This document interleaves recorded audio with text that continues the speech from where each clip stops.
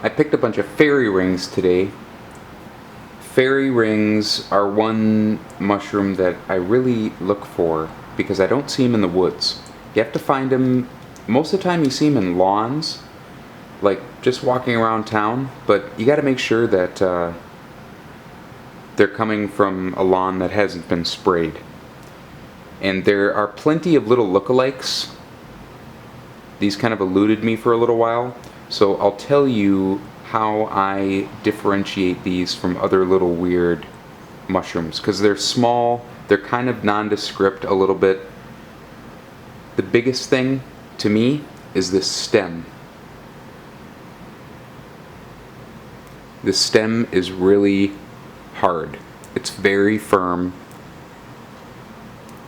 You kind of have to twist it to get off, or you could just cut it.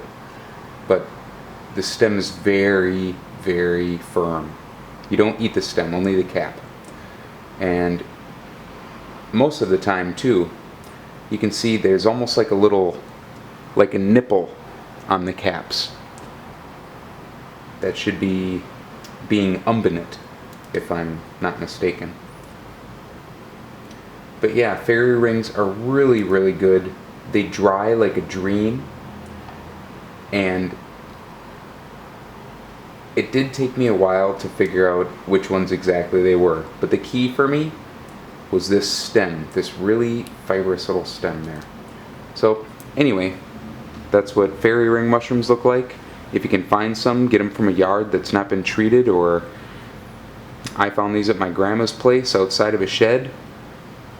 Put them in the dehydrator or string them up with some twine like they do in Eastern Europe and let them dry.